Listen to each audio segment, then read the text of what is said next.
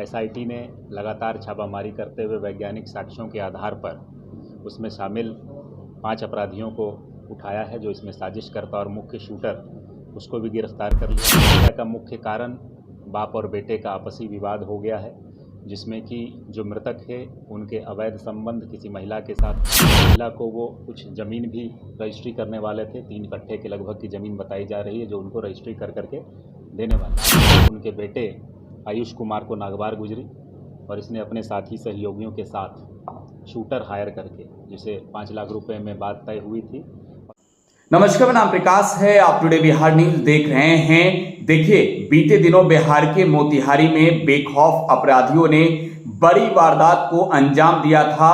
अरेराज अनुमंडलीय कोर्ट के बाहर ही जज के आदेशपाल संजय ठाकुर को गोलियों से छलनी कर दिया था। इलाज के दौरान संजय ठाकुर की मौत हो गई थी, लेकिन इसके बाद पुलिस के कार्यशैली पर सवाल खड़े हुए थे।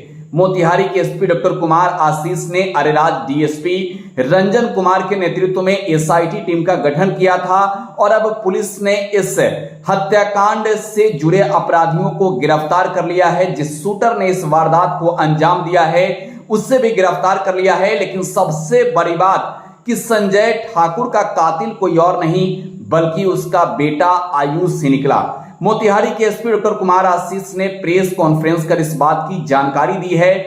डॉक्टर कुमार आशीष ने कहा कि संजय ठाकुर का किसी महिला के साथ अवैध संबंध चल रहा था, साथ ही पिता और पुत्र में अनबन चल रही थी पिछले कई महीनों से, और इसको लेकर ही संजय ठाकुर के बेटे आयुष ने अपने ही पिता की हत्या कराने के लिए 5 लाख रुपए की सुपारी दी थी। शूटरों ने इस वारदात को अंजाम देने के बाद भी आयुष से मुलाकात किया था। मोतिहारी एसपी डॉक्टर कुमार आशीष क्या कुछ कह रहे हैं, जरा आप वो सुनिए।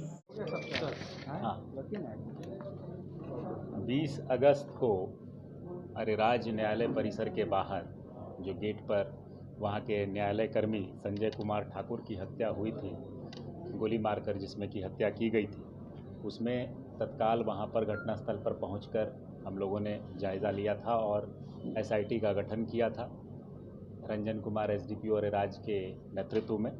और उसमें एसआईटी ने लगातार छापामारी करते हुए वैज्ञानिक साक्ष्यों के आधार पर उसमें शामिल 5 अपराधियों को उठाया है, जो इसमें साजिशकर्ता और मुख्य शूटर उसको भी गिरफ्तार कर लिया गया है। हथियार और 4 गोली भी बरामद हुए हैं और उनके पास से 5 मोबाइल भी बरामद हुआ है।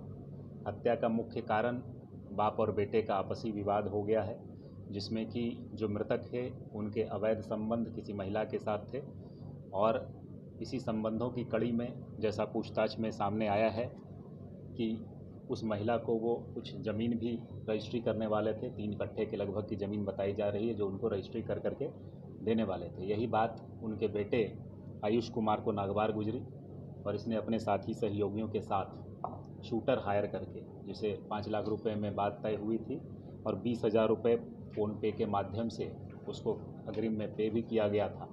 तो ये सारी बातें पूछताछ के क्रम में सामने आ गई है। मुख्य शूटर जिसने गोली चलाई थी उसको भी मोतिहारी पुलिस ने पकड़ लिया है और मुख्य साजिशकर्ता उसका अपना स्वयं का बेटा है आयुष कुमार, जो कि मर्चेंट नेवी में काम करता है।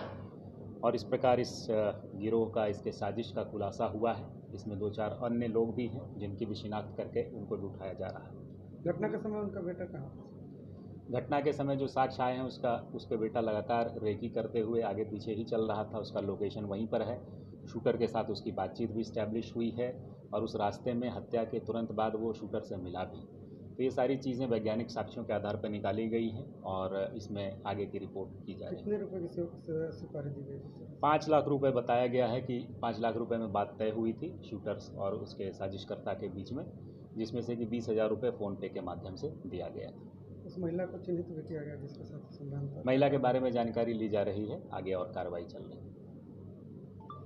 तो मोतिहारी पुलिस ने अरेराज अनुमंडलीय कोर्ट के बाहर जज के आदेशपाल को गोलियों से छलनी कर देने वाले हत्यारों को गिरफ्तार कर लिया है। पुलिस की माने तो सब जज के आदेशपाल संजय ठाकुर का हत्यारा कोई और नहीं बल्कि उसका बेटा ही है। उसके बेटे ने ही अपने पिता के हत्या कराने के लिए 5 लाख रुपए की सुपारी शूटरों को दी थी और हत्या में शामिल सभी अपराधियों को पुलिस ने गिरफ्तार कर लिया है। फिलहाल आप टुडे बिहार न्यूज के साथ बने रहें। धन्यवाद।